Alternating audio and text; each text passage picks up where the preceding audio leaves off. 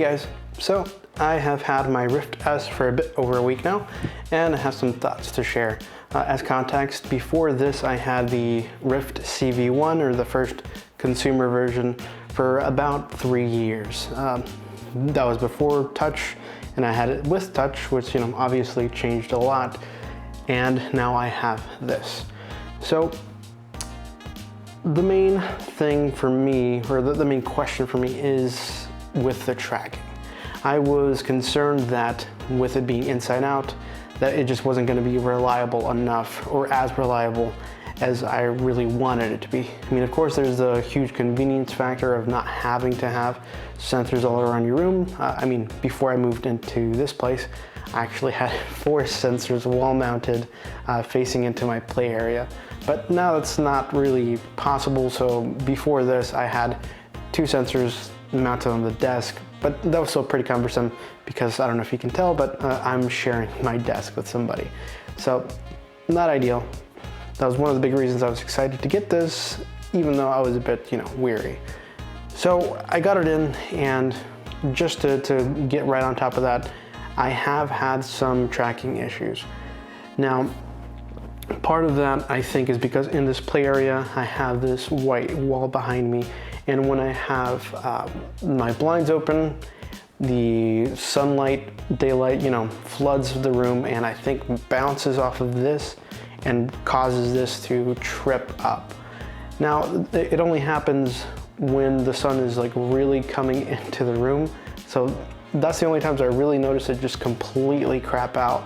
I would be in the middle of a game like Pavlov or something, and it would just completely lose everything. And mainly when I would try to reach for something slightly below, like if I was trying to pick up a gun or a mag, it would just completely shit itself, and I would just be really disoriented for a second. Nothing major, I was able to recover like pretty soon, but I definitely did notice that a few times.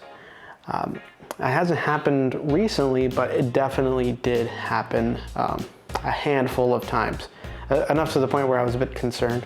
So one of the things that I did is I put some stuff on the wall to hopefully give the headset a bit more to kind of cling on to in terms of information.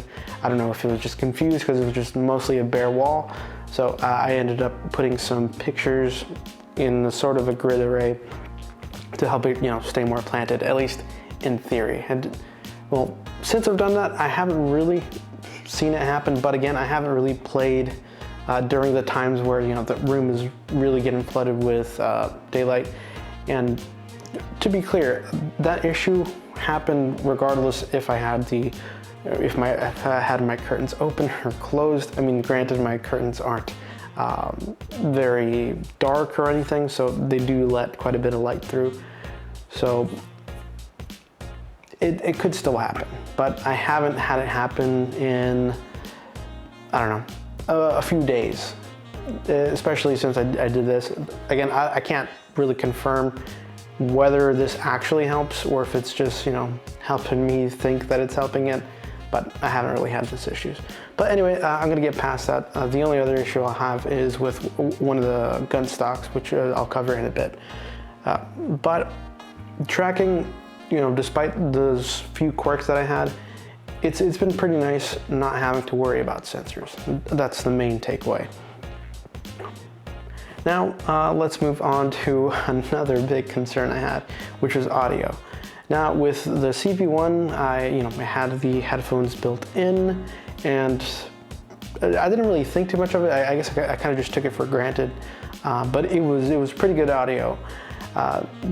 You only really know what you have until you lose it, as they say. And when I got this in hand, I had already seen like Reddit posts and whatnot of people just kind of ragging on it, but I was just trying to be open to the idea of it not being complete garbage. I put it on, opened a game, and immediately I could tell it was just, I want to say terrible, but that's probably just an exaggeration. But when you're in virtual reality, you want to be immersed. And a lot of the immersion also comes from the audio experience. And it just, you know, it has speakers basically kind of flying back, and I don't know, the sound is just not there. The only time that I'll actually use that is if I have people over and I'm passing the headset around, because I just don't want to deal with any other audio options. For me personally, I have a pair of headphones that I will connect to it. Pardon the noise here. These are the headphones that I use on my desktop, and what I'll do, I'll just disconnect the cable from my desktop and plug it into the headset. I've like I've zip tied one of the shorter cables from the headset to the Rift, or the Rift S, and I just leave it plugged in, and then when I actually want to play, I'll just put the headset on, put this on, and then clip it in.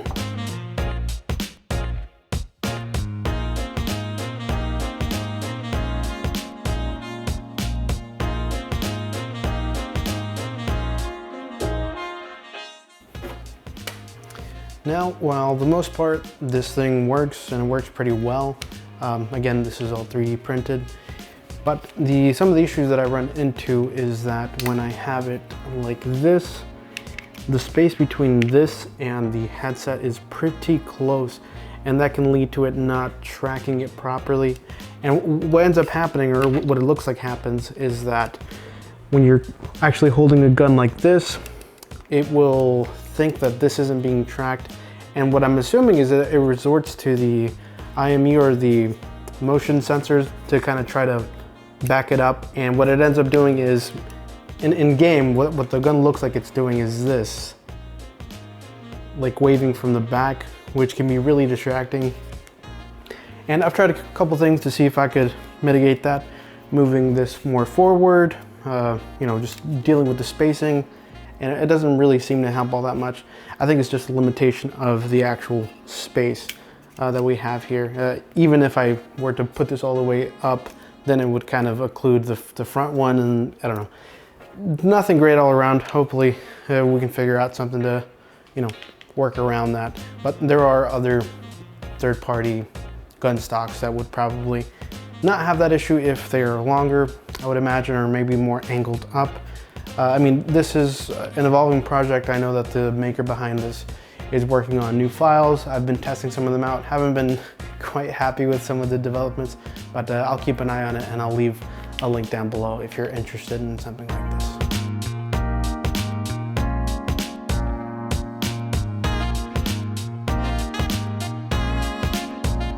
One of the things that quickly became probably, or quite possibly, my favorite thing about this is the pass-through camera system.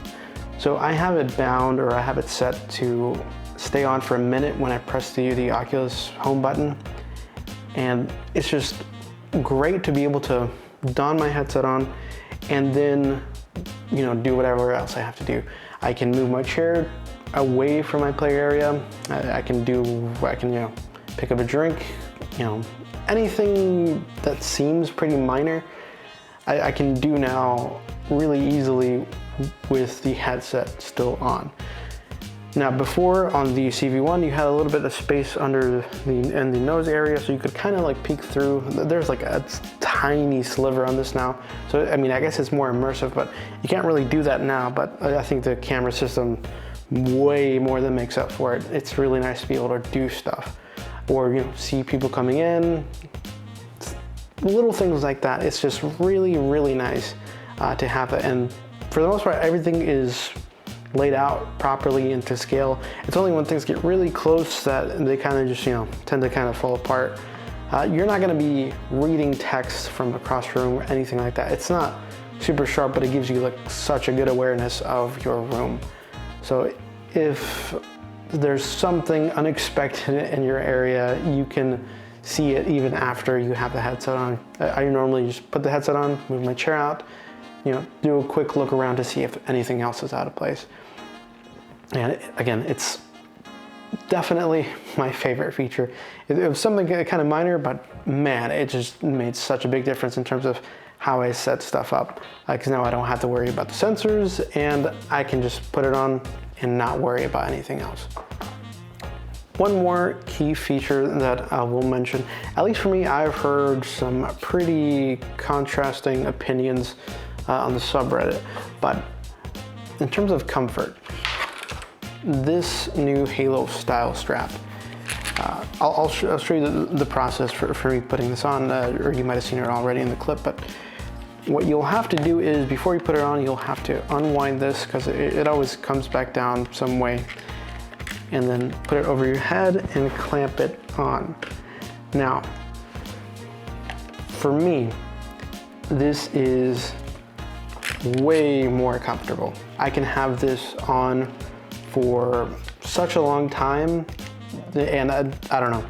I haven't had a session with this in which I felt that I needed to get off because of the discomfort. I mean, with the Rift, I mostly lived with it. It was fine. I mean, I got really used to, adjusting everything just perfectly for my head. But one of the things that was really noticeable is after a longer gaming session, you would get off and you would have that very, very, very defined ring around your face. Now with this, playing the same amount of time or even longer, I'll take it off and you will barely be able to see anything. I mean, it's still kind of there, but it's so minimal that it's basically unnoticeable unless you're really looking for it. Now, I've heard completely differing opinions about how this is terrible for them, but I have had nothing but praise for this.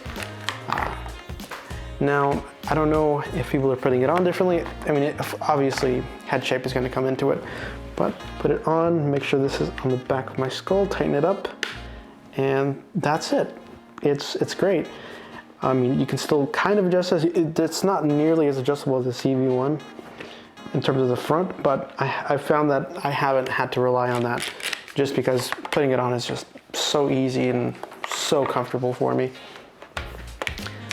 Well, the other thing, which I know I said that was probably the last thing, but one thing I wanted to mention is the refresh rate. The refresh rate's lower than it was on the CV1. I think this is 80, 82, I can't really remember in terms of the display. I haven't been able to tell any difference whatsoever. I really thought that I would, just because at least on normal displays, I think it's pretty obvious when you switch. Now, I still think that, the Valve's index is gonna be immensely noticeable just because it's such a huge jump up to like 120 or 144. But this going from 90 to 80 or 82, it's been totally unnoticeable for me. So I don't know, take it or leave it. I mean, you're increasing the resolution, so I guess they wanted to maybe lower the refresh rate of the display just so it wasn't really a big of a hit, if any, to min spec. But again, totally unnoticeable. I haven't had any nausea or anything. Again, if anything, the comfort and things like that have tremendously helped me feel comfortable with it. But okay, that covers it for now. If you have any questions about the S or about the gun stock, please let me know and I will try to respond back to you. Again, I'll try to leave links to that project down below. If you have any other comments, any other questions, feel free to let me know and I will try to get back to you. All right, that'll be all for now. Y'all have a good day.